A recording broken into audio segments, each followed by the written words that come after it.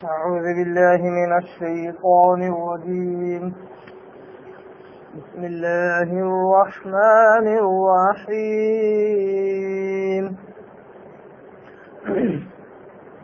وإذا قيل لهم آمنوا بما أنزل الله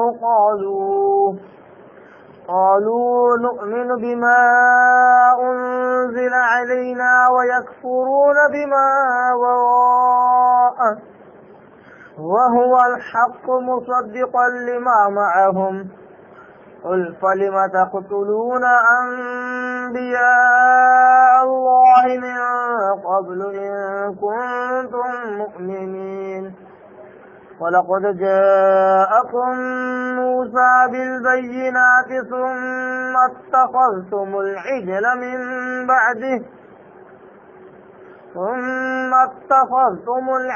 من بعده وأنتم ظالمون وإذ أخذنا ميثاقكم ورفعنا فوقكم الطور خذوا ما آتيناكم بقوة واسمعوا قالوا سمعنا وعصينا وأشربوا في قلوبهم العجل بكفرهم قل بئس ما يأمركم به إيمانكم إن كنتم مؤمنين. صدق الله العظيم. نحمده ونصلي على رسوله الكريم. اما بعد.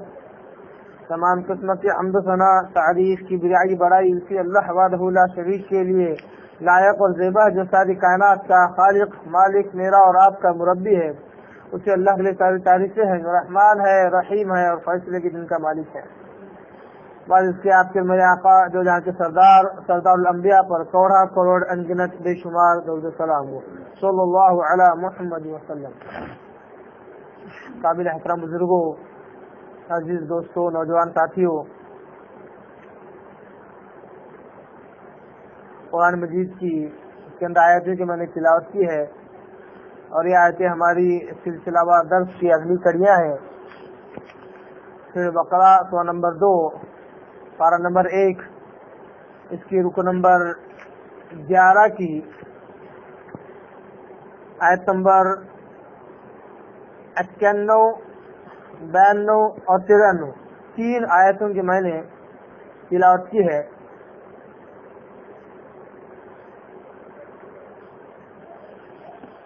اور اس سے پہلے کی جو آیتیں ہیں ان کے تعلق سے ہم نے پچھلے درس میں سنا کہ اللہ تبارک تعالیٰ بنو اسرائیل کے بالخصوص یہودیوں کے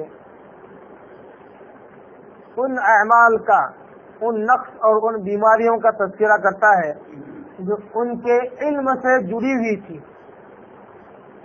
جیسے بالخصوص ان کی آسمانی کتابوں میں توراۃ اور انجیل میں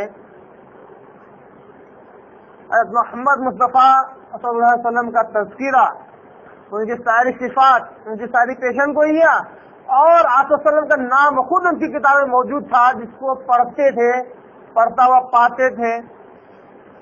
یہاں تک کہ آپ صلی اللہ علیہ وسلم کو اس طرح پہچانتے تھے جس طرح اپنے بچوں کو کوئی پہچانتا ہے. اس طرح پہچانتے ہوئے بھی اور یہاں تک کہ اس کتاب کے یعنی قرآن مجید کے آنے سے پہلے اور اس کتاب والے یعنی محمد صلی اللہ علیہ وسلم کے آنے سے پہلے وہ اللہ تعالیٰ سے دعائیں کرتے تھے کہ اے اللہ جلد سے جلد اس کتاب والے کو اور اس کتاب کو بھیج تاکہ ہم اس پر ایمان لے آئے اور ان کا اس آخری نبی کا ساتھ دے کر ہم ان مشرکوں اور کافروں کو کھدیڑے اور انہیں شکست دیں اور ان پر ہم غلبہ پائیں. دعائیں کرتے تھے.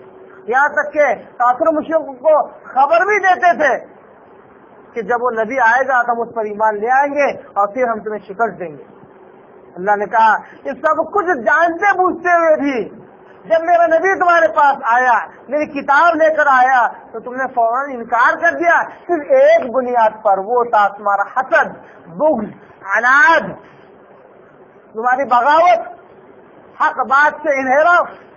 یہ چیز نے تمہیں میرے نبی سے انکار کرنے پر مجبور کر دیا. کہا کہ یہ نبی تو عرب میں پیدا ہوا, ہم تو یہ ایکسپیکٹ کر رہے تھے, ہم تو یہ امید لگا رہے تھے کہ جس طرح انبیاء بنو اسرائیل میں آئے, آخری نبی بھی بنو اسرائیل میں آئے گا, یہ اچانک دوسری جگہ آ گیا. اس کا مطلب ہم اس نبی کو نبی سمجھتے ہوئے ساری صفات, ساری علامتیں, سارے پیشنگیاں اس کے اندر پاتے ہوئے بھی ہم اس کا انکار کرتے ہیں. تو اللہ نے کہا ان سے بڑھ کر تو کافر تم ہی ہے کہ کافروں کے بالمقابل تم مجھ سے مدد مانگتے تھے. وہ تو وہ کافر ہے جنہیں اس نبی کے تعلق سے پتہ ہی نہیں, اس لیے وہ حق بات کا انکار کر رہے ہیں. تم سے ان سے بڑھ کر کافر ہوئے کہ میرے نبی کے بارے میں سب کچھ جانتے, مجھ سے بھی تم نے انکار کیا. وَلِلْكَافِرِينَ عَذَابٌ مُهِينٌ کہا اللہ نے آیت نمبر 90 کی آخری ٹکڑے میں کہ ایسے کافروں کے لیے بڑا سختناک دردناک عذاب ہونے والا ہے. اب اس کے بعد آیت نمبر 91, 91, 92, 93 یہ 3 آیتیں ہیں, بڑی ہی نصیحت آموز, بہت زیادہ نقاط رکھنے والی آیتیں ہیں. بالخصوص اس شخص کے لیے ان آیتوں میں نشاندہی ہے, نصیحتیں ہیں, رہبری ہے جو حق کی رسائی چاہتا ہے, جو حق بات تک پہنچنا چاہتا ہے, جو حق راہ تک پہنچنا چاہتا ہے, اس کے لیے بہت ساری نشانیاں, بہت ساری نصیحتیں ان آیات میں ہیں. تذکرہ یہودیوں کا ہی ہے, بنو اسرائیل کا ہی تذکرہ ہے, مگر ان کو نصیحت کرتے ہوئے اللہ نے بہت ساری باتیں امت محمدیہ کو سمجھائی ہے. آیت نمبر 91 اللہ کہتا ہے وَإِذَا قِيلَ لَهُمْ, اور جب کہا جاتا ہے ان یہودیوں سے, بالخصوص بنو اسرائیل سے جو آپ صلی اللہ علیہ وسلم کے زمانے میں موجود تھے, جب ان سے کہا جاتا ہے وَإِذَا, اور جب قیل کہا جاتا ہے لہم ان لوگوں سے, یعنی ان یہودیوں سے, آمنو ایمان لے آؤ, بما انزل اللہ, جو کچھ اللہ نے نازل کیا ہے اس پر ایمان لے آؤ. اللہ نے بالخصوص 2 چیزیں جو ظاہر نظر آتی تھی, ایک ہے قرآن مجید اور ایک ہے نبی, یہ دونوں اللہ کی طرف سے, دونوں اللہ کی طرف سے مقرر کرتا ہے, یہ دونوں اللہ کی طرف سے نازل کرتا ہے. ان کے ساتھ میں بہت ساری باتیں آئی جو شریعت ہے, جو اسلام ہے. تو جب ان سے کہا جاتا ہے کہ اسلام لے آؤ, مسلمان ہو جاؤ اور نبی امی پر ایمان لے آؤ اور اس کتاب قرآن مجید پر ایمان لے آؤ, جب ان سے کہا جاتا تھا تو کیا کہتے قالو, تو اس وقت انہوں نے کہا, کیا کہا, نؤمن بما انزل علینا, ہم تو صرف اسی پر ایمان رکھتے ہیں جو ہم پر نازل ہوا.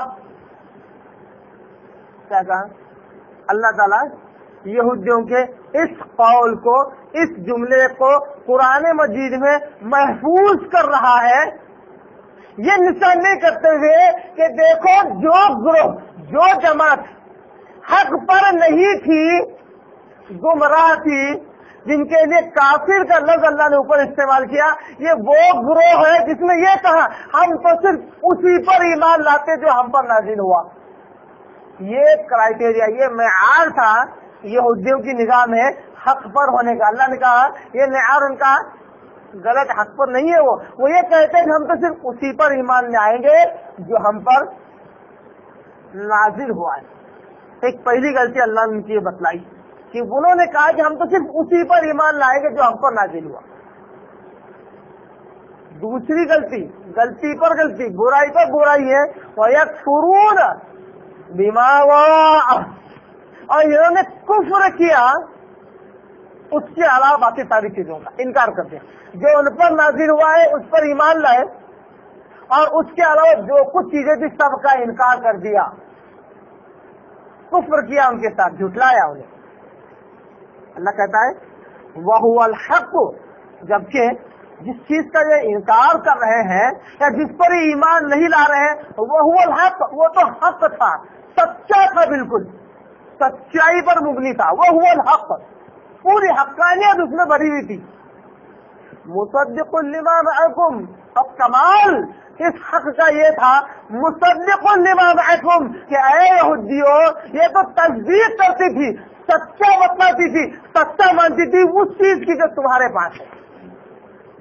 ऐसी चीज जो तुम्हारे पास की चीजों को सच्चा बतलाती है, तुम उसके ताल्लुक से कह दिया हम इस पर ईमान नहीं लाते, हम इस पर ईमान नहीं लाते, हम इसको नहीं मानते, हम इसके साथ कुफ्र करते, हम सिर्फ उसी पर ईमान लाते जो हमारे पास है, जो हम पर नाज़िल हुआ।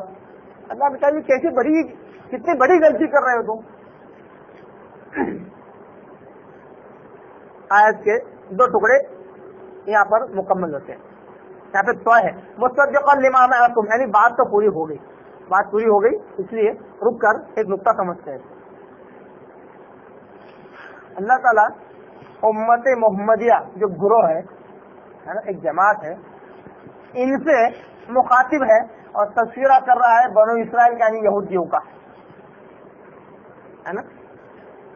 यहूदियों को का तस्करा करते हुए अल्लाह बता रहा है कि देखो ये कौम गुमराह है ना, ये कौम गुमराह है, काफिर भी है, हक बात का सरासर इनकार करने वाली।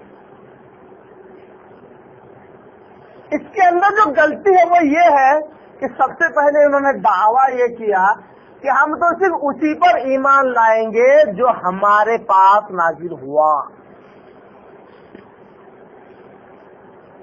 इस आयत से एक बड़ा प्यारा नुक्ता, बड़ी प्यारी बात ये समझ में आती है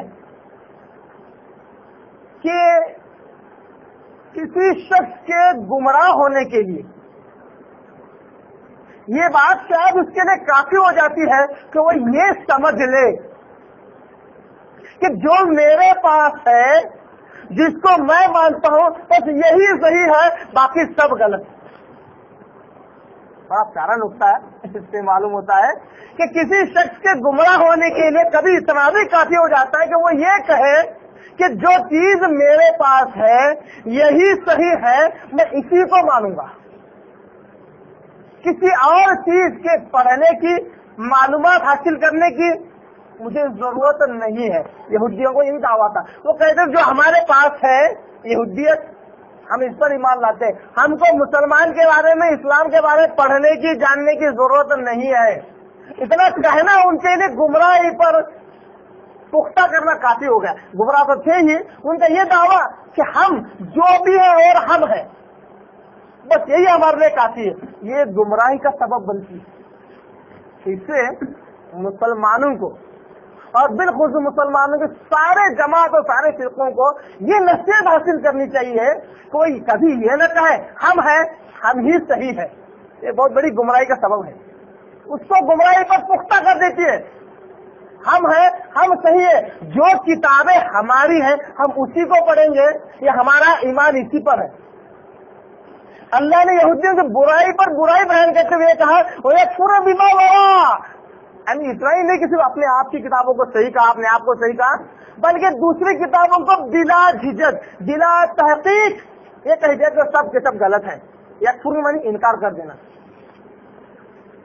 तो मुसलमान उम्मत मोहम्मदिया के फिरकों को बिलखुसूस इस आयत की नसीहत मिलती है कि सबसे पहले ये बात छोड़ दे, नहीं हमारे पास जो है वो सही है, हमारी किताबें 100% सही है, हमारे इसमें कभी गलती नहीं निकल सकती, ये गलत फहमी दूर होना चाहिए, तो हो सकता है हिदायत की तरफ आए। दूसरा, बुराई पर बुराई ये न करे, ये न करे, ये न इख्तियार करे कि इसके अलावा जो फिरका ये दावा कर रहा वो ये न कहे कि इस फिरके के अलावा, इस जमात के जिसके पास जो कुछ भी है वो सब गलत है। जब के देखा नहीं, पढ़ा नहीं, जाके मुलाकात नहीं की, जब के किसी से बात नहीं की, है ना। एक मिसाल देता हूँ, शिया हजरात को बुरा भला बोलने की जरूरत, अगर बिला जाने बूझे अगर हम किसी फिरके, किसी गुरोह को बुरा भला बोलते हैं बगैर इल्म के, तो ये गलती है।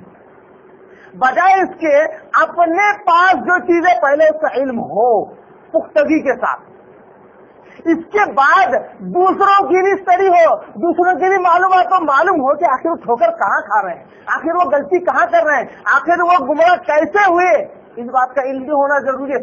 गुमराही का इल्म होने से, है ना, किसी दूसरी जमात, दूसरे फिरका की गुमराही का इल्म होने से इंसान की इस बात की खुशी होती है, अल्लाह तो शुक्र है कि तूने हक राह पर मुझे रखा।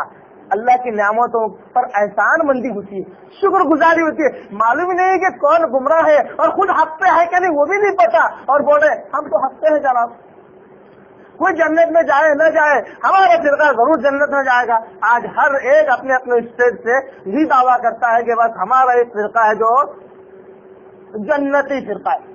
اللہ کہتا ہے یہودیوں نے بھی یہی دعویٰ کیا اور کہا کہ بس ہماری ایک جماعت. یہ ایک ہی آیت میں آگے آپ جائیں گے نا بہت ساری آیتیں ایسی آنے والی ہیں کہ یہودیوں نے یہ کہہ دیا ارے یہ عیسائی, حالانکہ بنو اسرائیل میں سے یہ تو حق پر ہے ہی نہیں. کیا بولتے تھے؟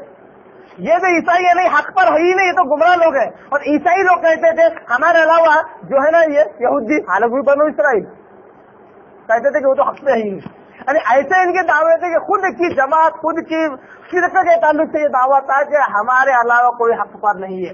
اللہ نے کہا یہ بہت بڑی غلط فہمی ہے, گمراہی کو ثابت کرنے والی بات ہے. کرنا کیا چاہیے, نصیحت کیا لینی چاہیے؟ سب سے پہلے نصیحت یہ لینی چاہیے کہ سب سے پہلے جس فرقے جس گروہ جس جماعت کو مانتے ہیں اس کی کتابوں کو پڑھنا چاہیے.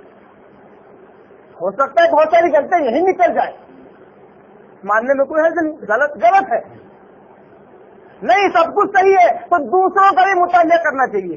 دوسروں کے پروگرام میں, دوسروں کے درس میں, دوسروں کے اجتماعات میں جانا چاہیے, کوئی حرج نہیں ہے. اگر آپ حق پر ہیں اور اللہ سے حق چاہتے ہیں, اللہ سے ہدایت چاہتے ہیں, قسم خدا کہ اللہ آپ کو گمراہ نہیں کرے گا. آپ اللہ سے ہدایت مانگتے ہو اور اللہ آپ کو گمراہ کرے, ایسا نہیں ہو سکتا. آپ ہدایت نہیں مانگتے, آپ کو ہدایت اور گمراہ سے کوئی مطلب نہیں ہے, بس اس بات کا ڈر ہے کہ نہیں اپن کہیں اور جائیں گے تو ان کے جیسے ہو جائیں گے.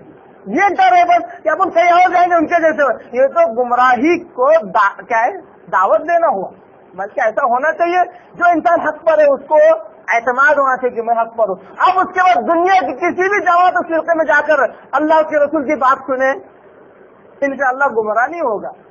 کیوں گمراہ ہوگا؟ ہو سکتا ہے اس کو وہاں پر کوئی حق کی بات مل جائے.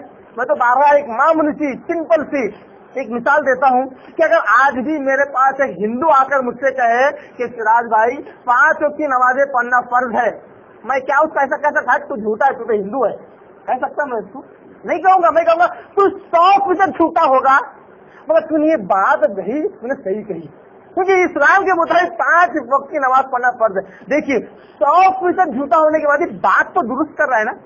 ویسے ہی جیسا کہ اس سے پہلے میں نے توریت اور انجیل کے بائبل کے کچھ حوالے دیے جس میں انگریزی تھا پورا, اس کے اندر میں نے آپ وسلم کی جو صفات تھی وہ میں نے بیان کیا. کیوں بیان کیا؟ حق ہے موجود, آپ وسلم کا نام تک ان کتاب اس کو بھی میں نے پڑھ کر سنا, یہ حق ہے. ہم اس حق کا انکار نہیں کر سکتے, بھلے ہی انہوں نے بہت سارے چینجز, تحریف, انٹراپولیشن انہوں نے کیا ہے اپنی کتابوں میں کہ اللہ کتاب نہیں رہی, مگر حق موجود ہے. تو جو حق ہے انسان اس کی تابعداری کرے, اس کے پیچھے بھاگے, نہ کہ یہ کہے کہ جو ہمارے پاس ہے وہ صحیح ہے. اتنا ہی نہیں, بات کھل کر آ رہی ہے تو آپ کے آگے بتا دوں. تو سورہ احزاب کے اندر اللہ نے بڑی پیاری آیت بیان کی ہے. اللہ کہتا ہے بما لدیہم فرحون. یہ لفظ اللہ نے استعمال کیا فرقوں کے تعلق سے بیان کرتے ہوئے, اسلامک فرقوں کے تعلق سے. کیا کہا؟ بما لدیہم فرحون, یعنی ہر فرقہ اس بات پر خوش ہے کہ جو اس کے پاس ہے وہ صحیح ہے. بما لدیہم فرحون, جو اس کے پاس ہے وہ اس پر خوش ہے. یہ بھی انسان کو حق سے روکتی ہے, جبکہ انسان اتنا وسیع الذہن اوپن مائنڈیڈ ہونا چاہیے کہ حق مجھے کہیں سے بھی ملے, حق بات مومن کی گم شدہ میراث ہے, اس کو پا لینا چاہیے, اس کو جا کر حاصل کرنا چاہیے. یہ نہ دیکھے کہ کہنے والا کون ہے, کیا کہہ رہا ہے, یہ دیکھا جائے. حق ہے لے لیا جائے, کہنے والا کون ہے تو حق بات کو بھی چھوڑنا پڑتا ہے. اگر کہنے والا بڑا معزز ہے, بڑا عزت دار ہے, بات اگر غلط کرتا ہے تو کہے کہ بھائی تمہاری عزت سر آنکھوں پر, مگر بات تمہاری غلط ہے, اللہ کے رسول کے خلاف جاتی ہے. یہ انسان کو حق راہ پر لے کر آئے. تو اللہ نے کہا یہودیوں میں یہ برائی, انہوں نے کہا نؤمن بما انزل علینا, ہم تو بس اسی پر ایمان لاتے جو ہمارے پاس ہے. ویکفرون بما وراء, اللہ نے کہا اس کے علاوہ جتنی چیزیں میں ان سب کا یہ انکار کر دیتے ہیں. یہ اصول, یہ ضابطہ, یہ قاعدہ درست نہیں ہے کہ صرف اپنی ہی چیزوں کی بڑائی مارے اور کہے کہ ہم ہی صحیح. انسان اس سے گمراہی پر جم جاتا ہے, دوسری چیزوں کی تحقیق نہیں کر پاتا, دوسری چیزوں کو پڑھ نہیں پاتا. جب پڑھتا نہیں ہے تو کیسے؟ آج الحمدللہ آج ہم دیکھ رہے ہیں پوری دنیا میں آج مسلمان ڈنکے کی چوٹ پر اسلام کی دعوت دے رہا غیروں میں, اور उनके आगे खोल खोल कर उन्हीं की किताबें बता रहा है। क्यों? अगर सिर्फ इस्लाम में यह कायदा होता कि सिर्फ इस्लाम पढ़ो और इस्लाम में डूब कर मर जाओ तो इस्लाम की दावत ढंग से नहीं दे सकते थे। आज अल्हम्दुलिल्लाह इस्लाम के बहुत बड़े बड़े उलमा गीता पढ़कर सुनाते हैं, हाँ, रामायण पढ़कर सुनाते हैं, उसके अंदर के आयतें, उसके अंदर के जो श्लोक होते हैं वो पढ़कर सुनाते हैं जो इस्लाम से मौफिक है, बताते हैं कि देखो ये हक है। वेदास पढ़कर सुनाते हैं, ऋग्वेद, सामवेद, अथर्ववेद, यजुर्वेद, बाइबल के बहुत सारी चीजें क्यों पढ़कर सुना रहे हैं? क्यों पढ़े उन्होंने? क्या गुमराही का अंदेशा था? उन्हें मालूम था अगर इस्लाम हक है, कसम खुदा की हम पूरी दुनिया के सारे मज़ाहिब क्यों न पढ़ ले, हम गुमराह नहीं होंगे। अगर इस्लाम अगर गलत है तो हिंदू धर्म पढ़ने पर हिंदू बन सकते थे, है ना? ईसाई धर्म पढ़ने पर ईसाई बन सकते थे। उनको मालूम है कि नहीं, इस्लाम हक है। जो हक को जान लेता है सारी बातिल चीजों की स्टडी करने के बाद भी बातिल जज्ब नहीं हो सकता, कबूल नहीं किया जा सकता, उसके अंदर कहीं न कहीं झोल होता है। ये कॉन्फिडेंस, ये खुद एतमादी हक परस्त में आनी चाहिए, सच्चाई की पैरवी करने वाले के अंदर आनी चाहिए कि हक मेरी गुमशुदा मेरात है, ये मेरी जायदाद है, मुझे जहां मिलेगी मैं लूंगा। किसी जमात, कोई किसी से कंसर्ट नहीं, वसीउज़्ज़न, बिल्कुल ब्रॉड माइंडेड होकर इस्लाम के ताल्लुक सोचे। वरना ये जो बांटने का जो सिस्टम मैंने इससे पहले कहा था कि जिस तरह हिंदू के पंडितों ने, ब्राह्मणों ने क्या किया, अपने समाज के चार हिस्से कर दिए, इस तरह इस्लाम के बहुत सारे आज बंटवारे हो चुके हैं। हर एक आदमी कहता है कि हम सही है और हर एक अपने अलावा किसी और की स्टडी नहीं करता, तहकीक नहीं करता, सब कहते हैं कि हम हक पर है। तो यकीनन हक इससे आने वाला नहीं। यहूदियों की तरह हम भी उन्हीं के रविश पर चलते हुए गुमराही हो जाएंगे। वहुवल हक मुसद्दिक़न लिमा मअकुम, अल्लाह ने कुरान मजीद की और प्यारे आका सल्लल्लाहु अलैहि वसल्लम की एक सिफ़त यहाँ पर बयान की, कहा वहुवल हक, जिसका ये इनकार करते हैं ना, ये जबकि हक है, मुसद्दिक़न लिमा मअहुम, ये तस्दीक करती है उनकी जो तुम्हारे पास है। इस आयत पर जरा सा गौर करें। आज हम मुसलमान सबको मुसलमान कहते हैं, सबको मुसलमान कहते हैं, यदि एक दूसरे किताब पढ़ना हमारे लिए गुमराही का सबक समझते हैं। किताब पढ़ ले किसी और की, किसी मौलाना की, किसी दूसरे आलिम की, किसी और जमात की, तो हम समझते हैं हम गुमराह हो जाएंगे। अल्लाह कहता है जो किताबें तुम पढ़ो अगर तुम्हारी बात की तस्दीक करती है जो तुम्हारे पास है, क्या है तुम्हारे पास? एक है अल्लाह का फरमान यानी कुरान मजीद और दूसरा प्यारे आका वसल्लम की अहादीस। ये दो चीजें किसके पास नहीं है? ऐसा कौन सा फिरका है जो इन दो चीजों को नहीं मानता? एक भी फिरका नहीं मिलेगा आपको। बराह रास्त तकबीर रास्त कुरान मजीद और अहादीस को हर एंगल से हर फिरका मानता है। अगर इनकी तस्दीक करता है कोई फिरका और कोई किताब लिखी हुई तो आप पढ़ो ना, जो कुरान के मुताबिक मिले उसको मान लो, जो हदीस के मुताबिक मिले उसको मान लो। इसके खिलाफ अगर कोई चली जाए उसको छोड़ दो, या इसका तज़किरा नहीं है तब भी उसको छोड़ दो। न जबरदस्त पैमाना है, न गुमराही का डर और न हक बात से दूर रहने का डर। जहाँ हक होगा वहाँ आपकी मेराज होगी, वहाँ आपकी जायदाद होगी। मुसद्दिक़न लिमा मअकुम, अल्लाह ने नहीं कहा मेरा नबी और ये कुरान दोनों की दोनों उन चीजों की तस्दीक करते हैं जो तुम्हारे पास है। जो तुम्हारी शरीर में बहुत सारी चीजें हलाल है उसकी तस्दीक करती है, बहुत सारी चीजें हराम है उसकी तस्दीक करती है, और बेजा तौर पर तुम पर जो चीजें हराम थी उनका भी तस्करा मेरी शरीयत में हलाल के तौर पर है। अगर तुम इस्लाम ले आओ तो वो बोझ, वो मरासिम जो तुमने अपने कंधों पर डाल लिए हैं मेरा नबी उन्हें उतार देगा। जो बिना वजह की तुम पर हराम है मेरा नबी उन्हें हलाल कर देगा, क्योंकि हकीकत उनकी हलाल ही थी, तुम्हारी शरारत, तुम्हारी कारस्तानी की वजह से वो तुम पर हराम कर दी थी।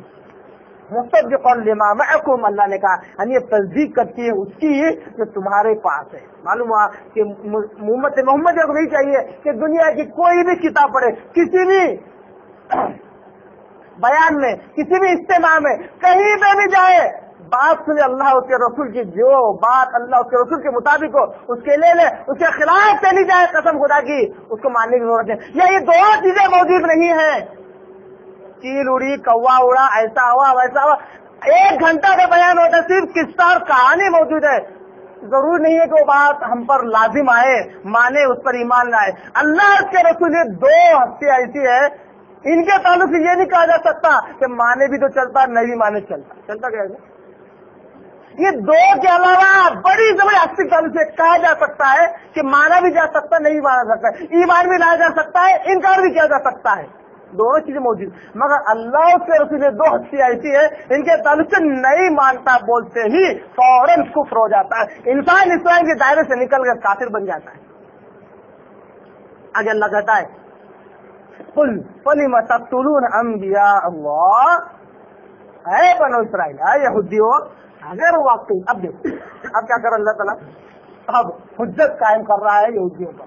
کیا حجت قائم کر رہا ہے؟ اگر تم کہتے ہو نؤمن بما انزل علینا، ہم تو صرف اس پر ایمان لاتے ہیں جو ہمارے پاس ہے، اگر اس دعوے میں سچے ہو تو رکو، ہم سوال کریں گے، جواب دو. اب اللہ سوال کرتا ہے قل اے یہودیو ذرا بتلاؤ تو صحیح، اے نبی آپ پوچھو ان سے فلم تقتلون انبیاء اللہ، اگر تم اس چیز پر ایمان لاتے جو تم پر نازل ہوئی ہے تو ذرا بتاؤ انبیاء کو تم نے قتل کیوں کیا؟ کیا توریت میں ایسا لکھا تھا کہ انبیاء جب آئے دعوت دینے کے لیے تو انہیں قتل کر دو؟ انجیل میں ایسا لکھا ہوا تھا؟ آسمانی کتاب میں کیا ایسا لکھا ہوا تھا کہ جو انبیاء تم تک آئے، دعوت موسیٰ علیہ السلام کے بعد عیسیٰ علیہ السلام تک کئیوں انبیاء آئے، بنی اسرائیل کئیوں، بہت سارے انبیاء کو انہوں نے قتل ہی کر دیا، قتل کر دیا جا رہا ہے.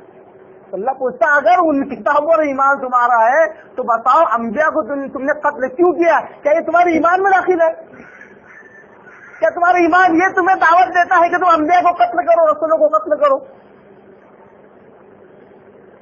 قل فلم تقتلون انبیاء اللہ من قبل، اس سے پہلے تم نے انبیاء کو کیوں قتل کیا؟ ان کنتم مؤمنین، اگر ایمان والے ہو تو ذرا بتلاؤ، انصاف کے ساتھ ذرا بتلاؤ کہ تم نے انبیاء کو کیوں قتل کیا.